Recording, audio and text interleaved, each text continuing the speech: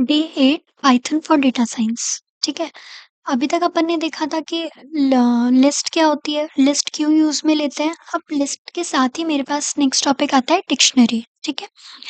Dictionary के अंदर क्या होता है, जितने भी एलिमेंट्स होते हैं वो सारे डिक्शनरी के अंदर आ जाते हैं, चाहे वो किसी भी टाइप के हो, इंटीजर, फ्लोट या फिर बुलियन, आप जिस भी टाइप का। फॉर एग्जाम्पल आपका स्कूल बैग होता है, ठीक है, उसके अंदर आपके पास सारी ही चीज़ें होंगी, copy, notebook, pen, pencil, eraser, box etcetera, सब कुछ उसी के अंदर आता है। तो वैसे ही डिक्शनरी कलेक्शन है मेरे पास, जितने भी एलिमेंट्स हैं उन सब का।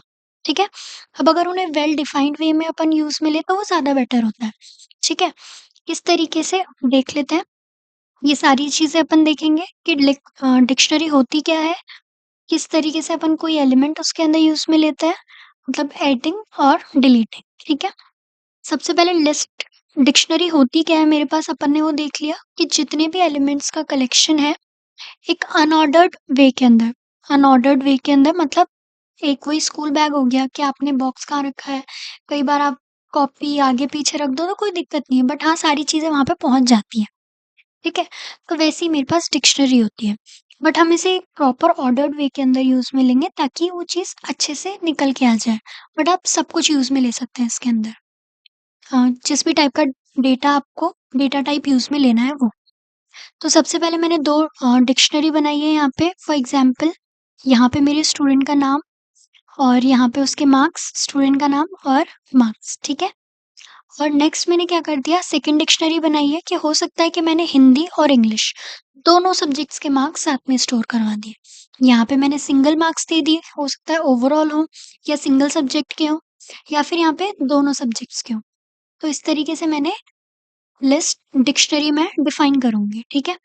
अब डिक्शनरी के अंदर से अगर भी एक एलिमेंट निकालना है, ठीक है?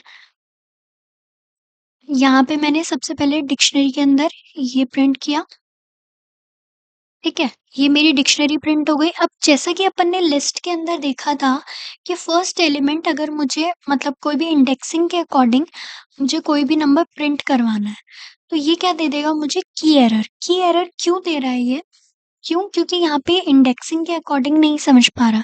ये क्या समझेगा, मुझे वहाँ पे अपने एलिमेंट का नाम देना पड़ेगा अगर मुझे उसके अंदर से उसे कॉल करना है तो। मतलब सपोज़ मैंने क्या किया, जो मेरे फर्स्ट स्टूडेंट का नाम था, उसके अंदर से उसके जो मार्क्स होंगे वो उसे प्रिंट करवा के दे देगा, ठीक है? नेक्स्ट मेरे पास क्या है, अब मैं इसके अंदर एडिंग कैसे करूँगी? कोई भी मैंने सपोज़ ये पूरी डिक्शनरी बना ली, उसके बाद मैं इसके अंदर कोई एलिमेंट ऐड करना चाहती हूँ, तो सबसे पहले मैंने मेरी डिक्शनरी की वो पूरी रेंज बनाई। याद रखना हमेशा डिक्शनरी कर्ली ब्रैकेट्स के अंदर ही होगी, ओके? नेक्स्ट मुझे क्या करना है, उसके अंदर ऐड करना है मेरे न्यू स्टूडेंट का नाम, वो है सीता। अब सीता का नाम ऐड करने के साथ-साथ मैं उसका वेरिएबल भी दूँगी कि हाँ, कितने मार्क्स हैं उसके। तो वो साथ में देने के बाद जब मैं उसे प्रिंट करवाऊँगी तो ये लास्टली मेरे पास ये डिक्शनरी में ऐड हो जाएगा। सिंपली मैंने कुछ नहीं किया, मेरी डिक्शनरी का नाम, यहाँ पे एलिमेंट का नाम जो मुझे ऐड करना है और उसके साथ मुझे क्या स्टोर करवाना है, ठीक है?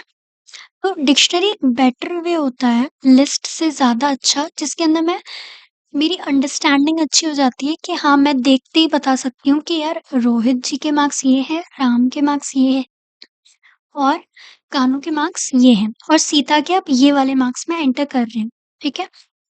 नेक्स्ट मैं क्या कर रही हूँ, मल्टीपल एलिमेंट्स अगर मुझे ऐड करने हैं तो वो मैं क्या करूँगी, डिक्शनरी डॉट अपडेट, अपडेट के साथ ब्रैकेट्स लगाने के बाद फिर वापस से एक कर्ली ब्रैकेट और फिर अपने स्टूडेंट्स के नाम और उनके मार्क्स, इस तरीके से मैं एंटर करूँगी, ठीक है?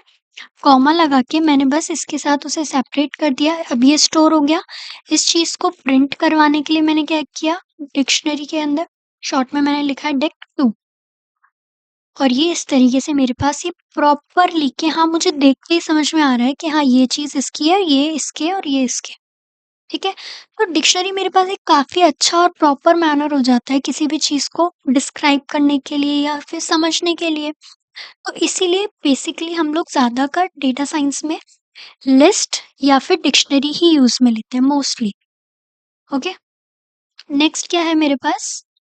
वही अब अगर सपोज़ मेरे पास एक एक्स्ट्रा एलिमेंट है जो मुझे डिलीट करना है, डिक्शनरी में फिर से यहाँ पे इंसर्ट कर रही हूँ, सेम वेरिएबल के साथ। आप चाहो तो डिफरेंट भी यूज़ में ले सकते हैं या किसी भी दूसरे एग्ज़ाम्पल को लेकर इस चीज़ को ट्राई कर सकते हैं, ठीक है?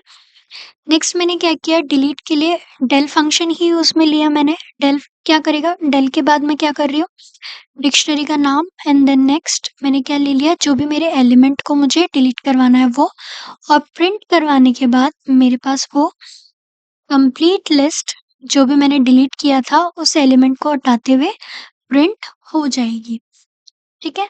बहुत ईज़ी है, कोई कॉम्प्लिकेशन नहीं है, डायरेक्ट कोड है और समझ-समझ के करोगे तो प्रैक्टिस के साथ समझ में भी आएगा, प्लस ऑटोमैटिकली डेली प्रैक्टिस के साथ वो चीज़ें याद भी हो जाएँगी कि हाँ, क्या कोड था मेरा, ठीक है?